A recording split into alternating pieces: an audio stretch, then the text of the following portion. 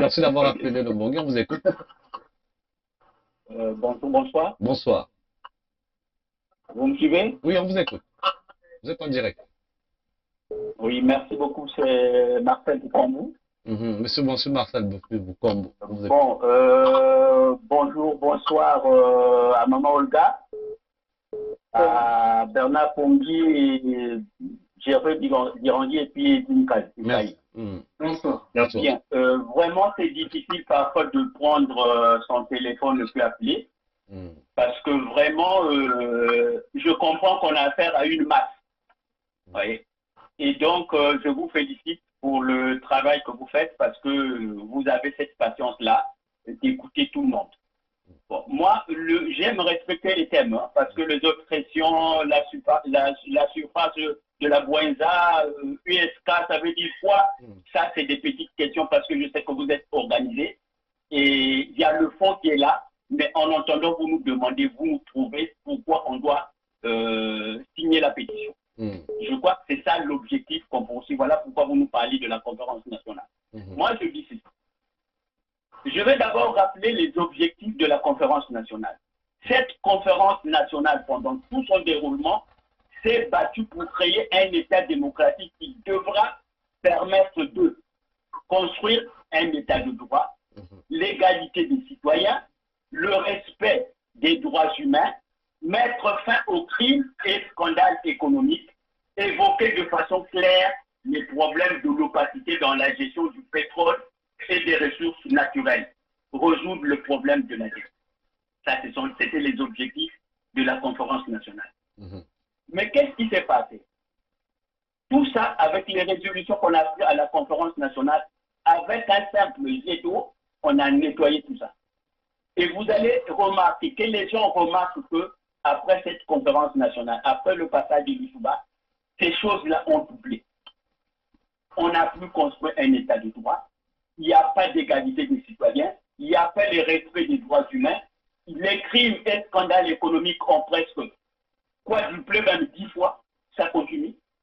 Et la gestion opaque est pire encore. Très pire. Donc voilà pourquoi on demande aux gens de venir signer la pétition. Parce que je sais que vous avez des solutions. Le reste, comment va tourner le fédéralisme, comment va fonctionner le Quilou, comment va fonctionner, je ne sais pas, le coup. Ça, je crois que quelqu'un qui peut lire, il peut les trouver. Il peut les trouver. Moi, j'ai des alarmes, j'ai des alertes sur toutes les émissions que fait Edine Kali parce que j'ai voulu les suivre.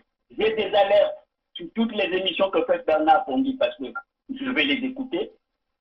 J'ai des alertes pour tout le monde là où je vais suivre des émissions. Donc, je crois qu'on doit continuer. Il faut venir signer la pétition. Il faut signer la pétition. Parce que si on ne signe pas la pétition, peut-être que vous avez d'autres objectifs. Vous avez une deuxième stratégie, ou bien beaucoup de stratégies, mais c'est ce que vous en avez. Mais moi, je demande aux gens de venir signer la pétition parce que le reste, même quand vous avez lancé Congo debout, c'était pour tout le Congo. Les gens ont refusé. Mais comment voulez-vous que quelqu'un vienne s'asseoir? Vous croyez que vous allez vous asseoir devant un voleur et il va venir vous faire le poids de ce vol, de ces crimes? C'est ça le dialogue que les gens veulent, les gens congolais. Hein? Quelqu'un, un criminel, vous allez vous asseoir devant lui, il va venir s'asseoir avec tout ce qu'il a fait, vous dire, vous faire le point de ces crimes. C'est ce que demandait Miyarata, mais ça ne peut pas exister. Il ne viendra pas faire le point de ses crimes. Il ne viendra pas faire le point de ses vols. C'est nous qui devons l'amener à partir. C'est nous qui devons l'amener à réfléchir. C'est nous qui devons l'obliger à prendre le bon chemin. Mais puisqu'ils ne veulent pas, nous, on a trouvé une stratégie. Mais moi, je sais que cette stratégie, ça peut déclencher aussi la guerre. Mais on ira. On ira. Puisque vous nous l'avez dit, qu'il ne sait pas déclencher une guerre, ça veut dire qu'on est préparé par rapport à ça aussi. Mais pourquoi les gens viennent pour poser des petites questions? Maman Olga est là, il vous a dit l'organisme est déjà gaspillé. Il y a une tumeur, donc il faut extirper cette tumeur-là, il faut soigner. Mais c'est ça la vraie solution. Mais maintenant, comment extirper cette tumeur-là? C'est parce que peut-être qu'elle n'a pas voulu aller plus loin. Mais les gens qui ont un peu de connaissances, ils savent ce qu'il faut faire. Hein? Parmi ces soins-là, il y a les chimiothérapies. Bon, on peut faire peut-être une chirurgie. Ça dépend de la tumeur. Mais pour faire cette chirurgie, il y a des instruments. Mais parmi ces grands instruments, les utiles, hein, dit là, il y a la pétition, venons signer la pétition. Demandons aux gens de venir signer la pétition. C'est ça la première étape. Donc, moi, je suis venu pour convaincre les gens qu'ils viennent signer la pétition. Le mal est partout dans le Congo, on le voit. On n'a pas besoin d'être intellectuel ou on n'a pas besoin d'être, c'est pas magicien, on le voit pas. Il suffit de suivre Christian Perrin, il vous dit tout.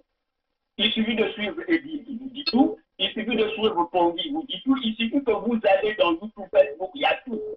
Mais qu'est-ce qu'on veut? Pourquoi on retarde des choses? C'est ça. Nous allons prendre cet appel-là. Je termine en disant aux gens, venez signer la pétition. C'est un pas important pour aller vers ce qu'on veut obtenir. Merci beaucoup et bonne soirée, bonjour. Merci beaucoup.